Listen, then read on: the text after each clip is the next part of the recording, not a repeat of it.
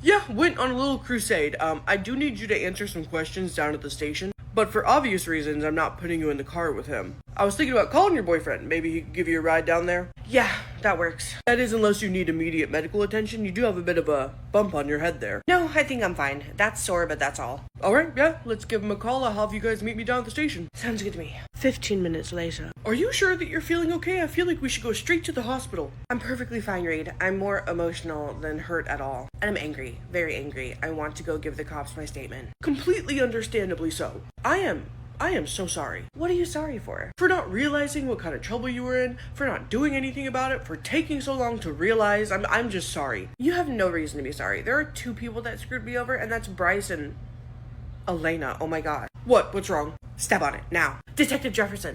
Yeah, what's going on? I have a room set up for us to talk. Okay, yes, but I was so upset and so confused, and it was Elena. It was his sister that gave me this. She's in cahoots with him. I don't know where she is, but you have to get her too. They're equally crazy. It was like a conspiracy to get me. His sister, Elena Holland, participated in the crime? She bashed me over the head with a Bath & Body Works candle holder. Yeah.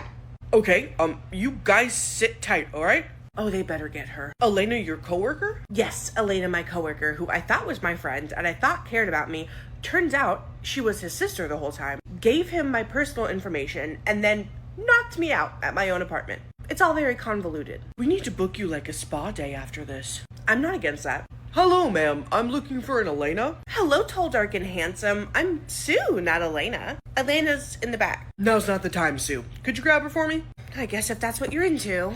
Elena, someone's here to talk to you. Someone's here to talk to me? What do you mean? I don't know. Some guy up front. He kind of looks like a cop. What did you do?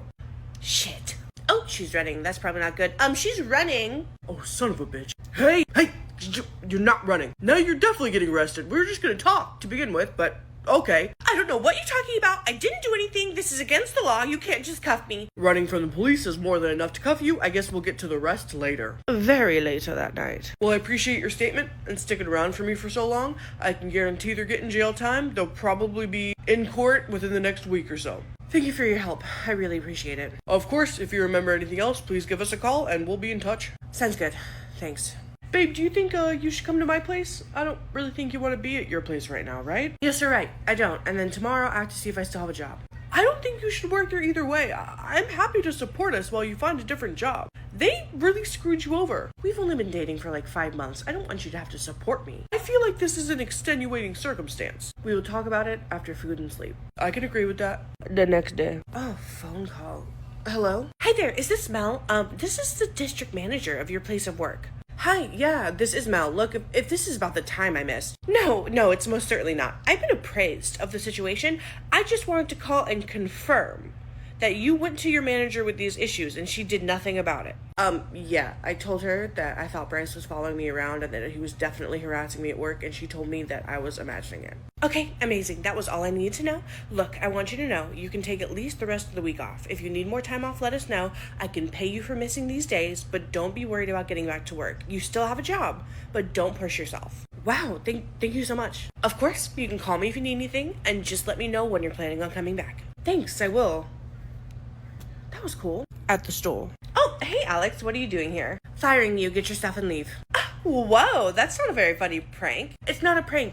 One of your employees was kidnapped recently because you didn't take her concerns seriously. That, on top of the other issues we've had with the store, you need to get out of here. You're really gonna fire me over that? They were unsubstantiated claims. I'm not listening to this. You're fired. You're fired. Come with me. A week later. Kind of weird to be back at work after a week off. Hey there, Mel. Hey, District Manager Alex. Thank you so much for being here. Yes, of course. Do you feel up to working the front? Yeah, that's no problem. You do have a new coworker up there, but she's already been trained. Okay, sounds good. Hi, you're the new coworker, right? I'm Mel. Oh yeah, I'm Shania. Nice to meet you. Nice to meet you too. And Mel lived happily ever after. Elena and Bryce spent a few years in prison, but not nearly enough because it never happens like that. Reed and Mel were together for a very long time. Detective Jefferson stayed slaying. I'm Detective Jefferson. I feel like it actually does Isn't that the area manager just sitting in his car out there? Don't try to distract me. Yeah, it is. What the hell? Yeah, hey, get in here. I see you in your car. You're late. Okay, bye. He's on his way in. Good evening, ladies.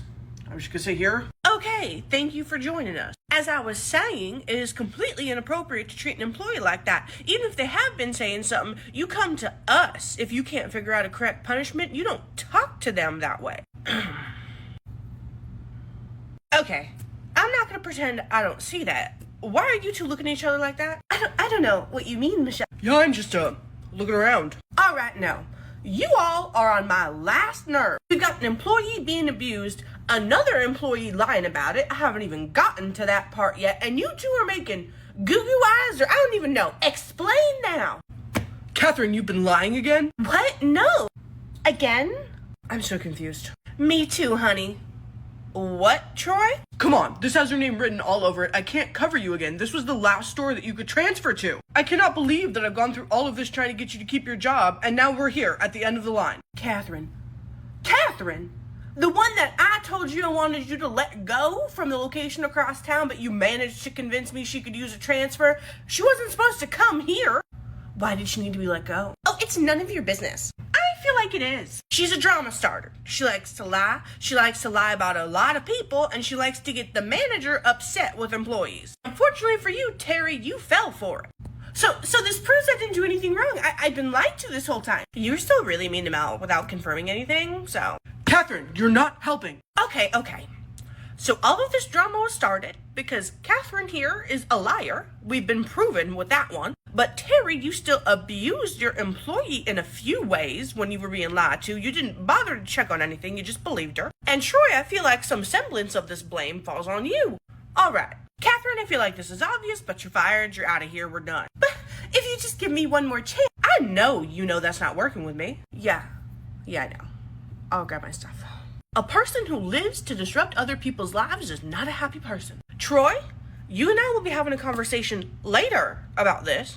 Yes, ma'am. Terry, I think at the very least what I can do here is give you a suspension. Now, not that you can't work, but you are on probation. These cameras need to be fixed. You need to listen to your employees' availability, especially children, and I better not hear a word out of your mouth negative about any of your employees. I'll be coming in for random visits weekly, if not more.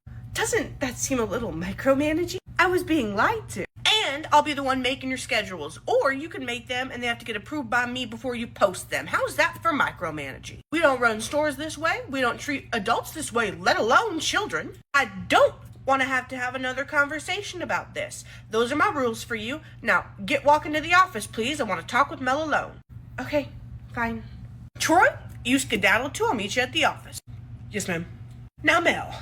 Yes, ma'am. Are you okay, sweetie? Did all that work for you? I am so sorry that this happened. Had I known that Catherine was here, I would have nipped it in the bud real quick. Yeah, that all sounded good to me. I didn't necessarily want anyone to be fired, but I understand why Katie needed to be. I like that you're giving Terry a chance to do better. Okay, I have my phone number here for you.